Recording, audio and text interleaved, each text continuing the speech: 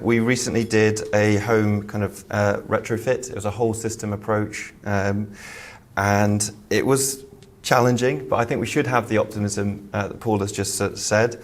The approach that we took was a big bang approach, so it was sort of going through kind of the whole house and doing it. Other people can do it room by room, so it's not like this is sort of the model that everyone will have to adopt. The biggest challenge, I think, in a way, is sort of just in your mind, okay, this is the house that we've just bought, and it's beautiful. It's got a great finish. It's lovely. Like, what are we doing? Like, our energy kind of architect did sort of take me to one side and say, "Are you sure you want to do this?" And if that individual is saying it, that's already a sort of barrier, if you like. We're passionate about sort of decarbonisation and doing a sort of sustainable approach to retrofit. So yeah, we were happy to sort of say we'll take that risk, but that is a big difficulty. We live in a conservation area and in York, and that already presented a challenge. I was looking to do external wall insulation. Let's build the fabric from the out, and sort of it will mean less decorations having to be redone internally. Clearly, if you have to insulate internally, you're going to have to redecorate completely, and that's again quite a difficult sort of proposition. External wall insulation is great in that sense. Sure, it has its challenges. What are you going to do around all the windows, and this, what are you going to do at kind of roof level if the eaves don't fully go over the insulation? But these are manageable challenges that can be designed in. So for me, external wall insulation is definitely what we wanted to do, with a kind of brick slip finish, so that we could actually match up to the surrounding kind of Victorian terrace. But that was an absolute no. We got that from the planners immediately, actually, on an initial kind of clarification, would that even be possible? And it was almost instant reply, no, which is fine. But then that sent us down the route of, okay, so we're going to need to do internal wall insulation. So the first steps are obvious. We make sure we got the energy bills from the previous sellers, so we can understand the gas and electricity consumption. And it was about £1,600 a year. Now, we weren't doing this to sort of make a sort of pound payback, if that makes sense. This is a life choice for us. It's a bit like we wanted a posh kitchen. We wanted a posh house from an energy perspective. So that I did the calcs. At the gas prices then, it was unlikely that we were going to get paid back. When you start looking at gas prices now, actually it looks like we would be paid back. But who knows where those will move. And we needed to understand sort of the overall performance of the property. So the first step that we needed to do was do an air tightness test to understand just how leaky the building was. And we found that it was at about 12 changes per hour, which is pretty good actually for a Victorian terrace. You can get well over 20 changes. So if you think about it, they're doing a negative pressure with this fan you can see here, and they're trying to figure out, how much air flows through the fabric. Now that was 12 changes when they taped up the chimney breast. So I did think that was a bit of a cheat, personally. I reckon it would be more like 20 plus changes if they'd left the chimney breast untaped, which I think they should have done. But anyway, a passive house, which has been talked about, at 50 pascals of negative pressure, you'd be getting something, I think it's under 1 change per hour. That's like a 50p coin, effectively, is the gap, if you like, in your house at that pressure differential. If you think of your own houses, I certainly think of mine even now, having done quite a lot, we're still quite away from that. So with a retrofit, it's very unlikely that you're going to, unless you completely gut it, and that means taking out all of the floors all the way up, create your envelope, and start that way, and no one's going to do that. And no one's proposing that you should, at least not me. But anyway, that means you start need to managing, well, what are our options? So we went through a sort of options appraisal of the kind of interventions. We quickly ruled out, because of planning, that no, we can't do external wall insulation, so we're on internal wall insulation. That's what IWI stands for. Well, what kind of insulation should we use? So we really wanted to use natural insulation across. We thought it fit better with the kind of fabric, and so we went for kind of a wood fibre insulation. And that allows vapour to move across the insulation. I know other people will be talking about this in more detail, so I won't go into too much around that. But for a Victorian property where they were designed for them to affect you to breathe. They're leaky houses, and that's actually, from a design perspective, not a bad thing. It allows moisture to move, allows them to be well ventilated, but of course from an energy perspective, it's not great. It's not great at all. And if we're talking about putting something like an air source heat pump in, or an alternative heat pump, if you've got access to the ground, it's going to be very expensive to operate that kind of heat pump. You could put a heat pump in that's sized for that kind of heat loss. It's just going to be a very big heat pump, and it's going to be really expensive to operate, and then you'll say, that wasn't a good decision. Which is why the heat and building strategy is now talking about a whole building approach, which is really important because that means that we are focusing on the building and not just the heat source. So we also talked about things like ventilation. So the acronym there, MVHR, it's mechanical ventilation with heat recovery. If we're going to make it airtight, or as airtight as we can, we still want to ventilate. We need to manage moisture. We've got to make sure that there's good airflow. We need to breathe. And MVHR is an amazing technology if you've got the air tightness correct. Because what it's effectively doing, it's recovering the heat that would otherwise be lost to the outside and effectively preheating the air that is now brought into the property. They run about like a fridge. They're about 20 to 25 watts of energy, which is effectively your fridge. And now the heat that you would otherwise be lost, you're expending about 25 watts of energy instead of about 600 watts on that heat loss. They're amazing pieces of kit. So we needed to appraise that, whether that was worth doing. And then we needed to start doing some kind of exploratory work into the property. So we got our hands dirty and really broke things up and looked so that we could get a better idea of what it is that we need to do. So if you are planning a kind of retrofit, you do need to understand what your fabric is made out of. So if you think about it, we had that nice veneer finish. Okay, but what's beneath? Have they insulated between the joists? What's going on behind all that? And it does mean that we need to start thinking about exploring our property. So it could be doing pilot areas to understand, okay, yeah, we'll cut into the floor here and understand what's going on there behind, effectively, and beneath. And sure enough, we did start to uncover some, troubling things beneath the floor. But that was useful.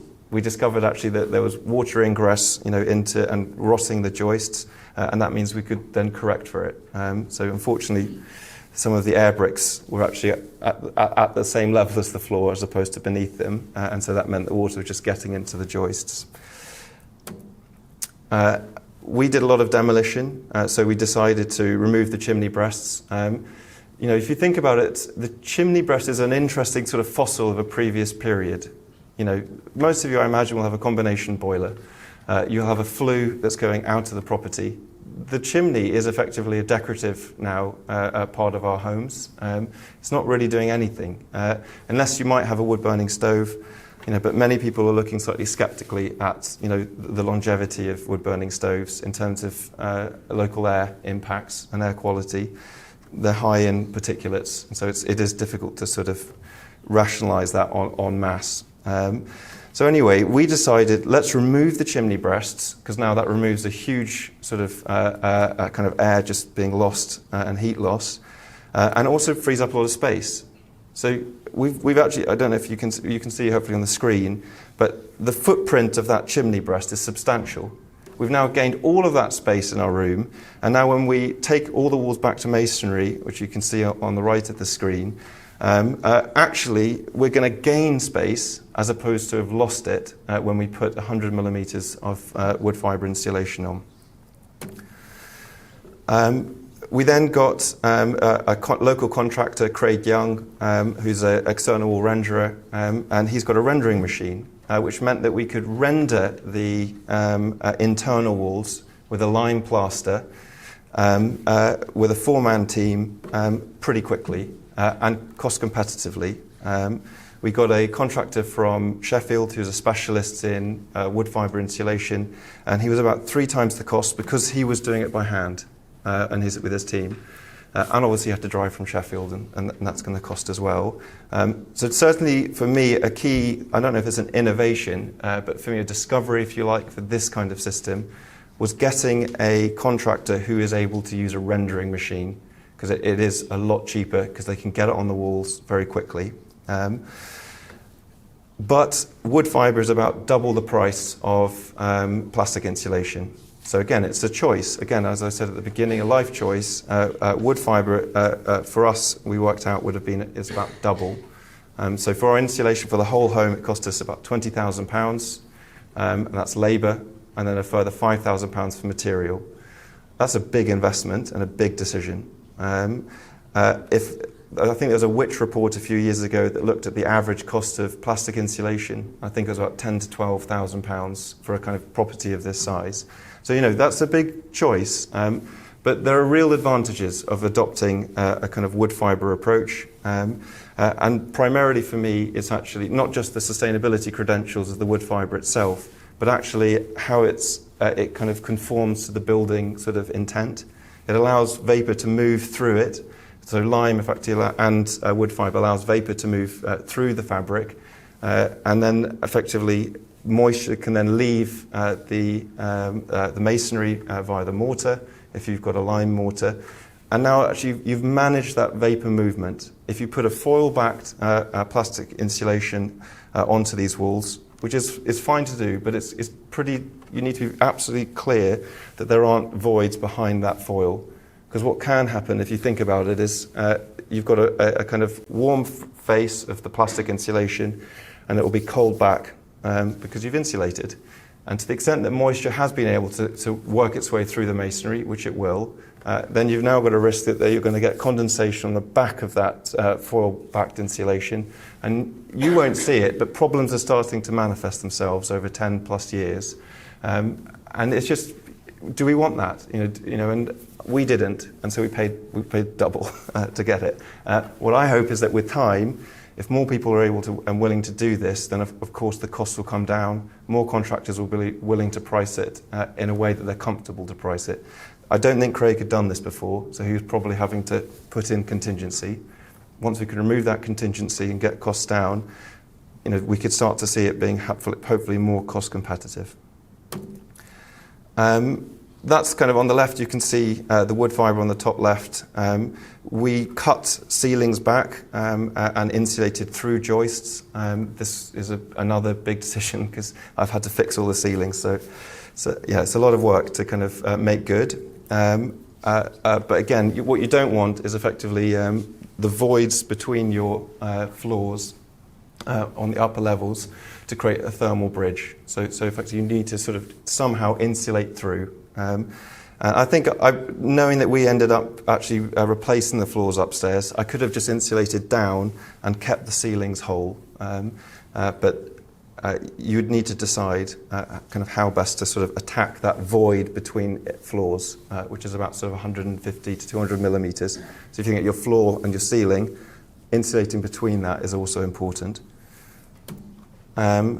We insulated between the joists on the ground floor and used membranes to improve air tightness, and then used an aluminium spreader plates for underfloor heating. So you can see those on the far right.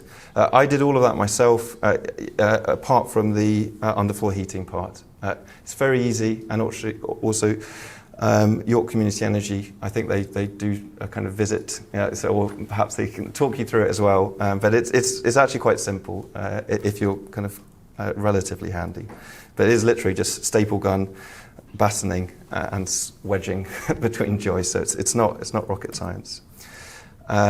We did do a bit of glazing, and that was as a result of our air tightness test. We found out that the bifold doors and casement windows were very leaky, and so we decided to address that.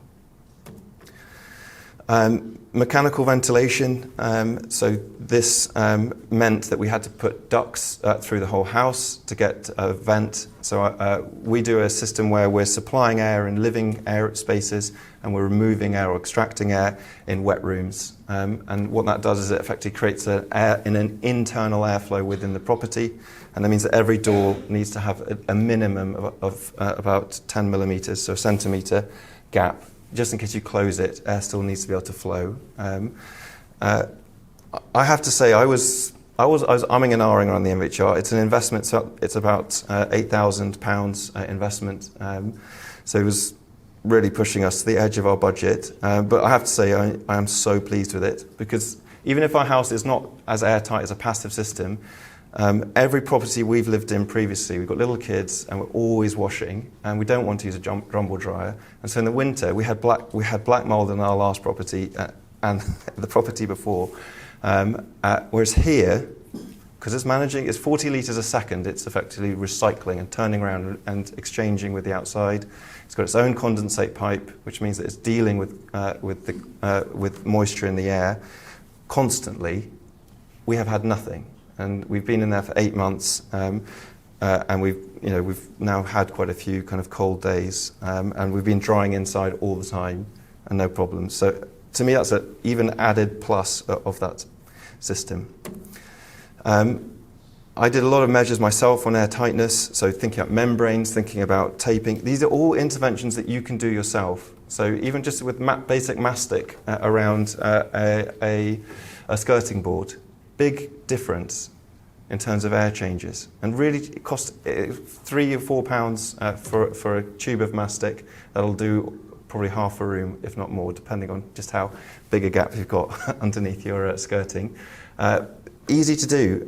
Foil tape. If you're redoing your skirting, then you can tape, put in the skirting, and then mastic, and then that's going to give a pretty good seal, or good enough to make sure that you're not going to have those drafty areas. We were renting before this, and they'd just done they'd just done a retrofit, but it was a kind of decorative retrofit, and it was all really posh fit out, but actually I kind of, just working on the downstairs, I could feel a draft just coming from beneath the skirting.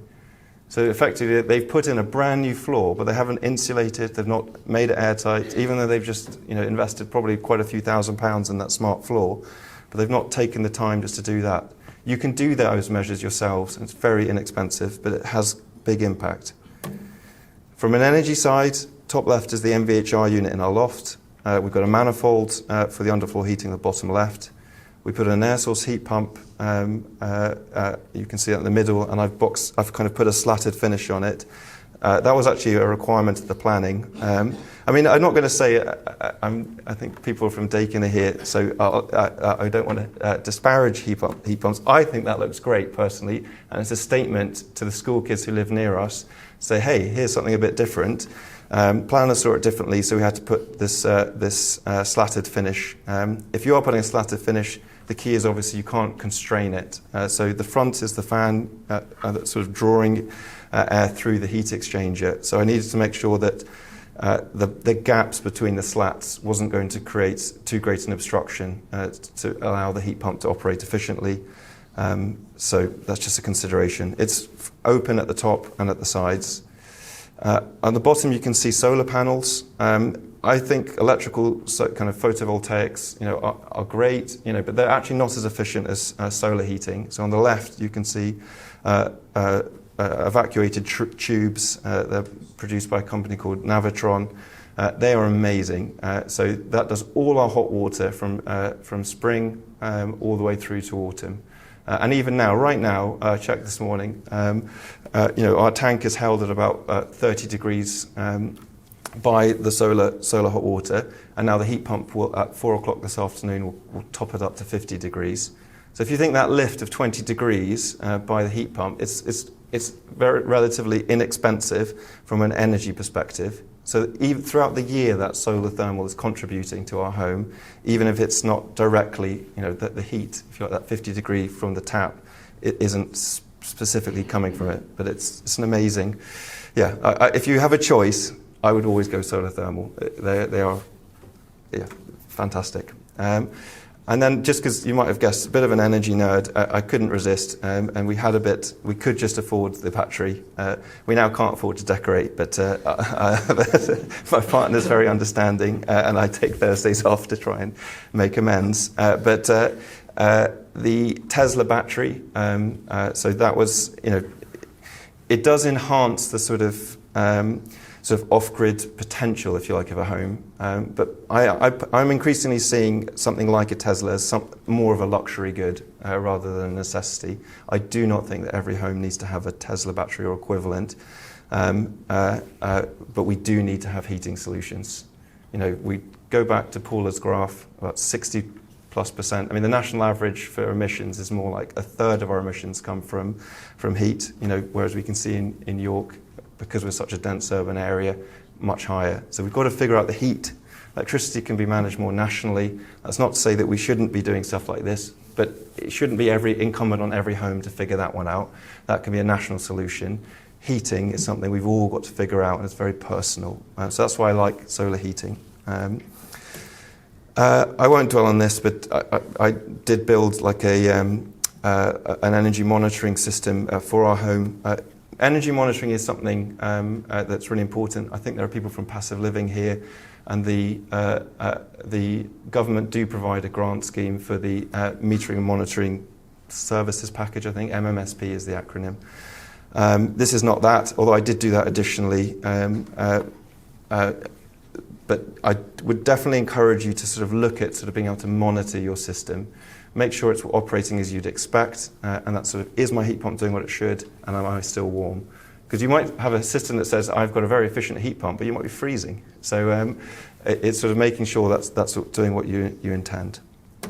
And then, finish, we're still kind of getting there, but it feels like a home, if that makes sense. It's not a kind of, super duper, like you wouldn't walk in there and think, oh my goodness, this is an eco home. It's just a nice home with normal rooms with slightly larger radiators, as you can see in that sort of top middle one. I've got a few lessons learned. I think this is all going to be circulated, and I'm just kind of feeling I probably overrun. So anyway, thank you very much.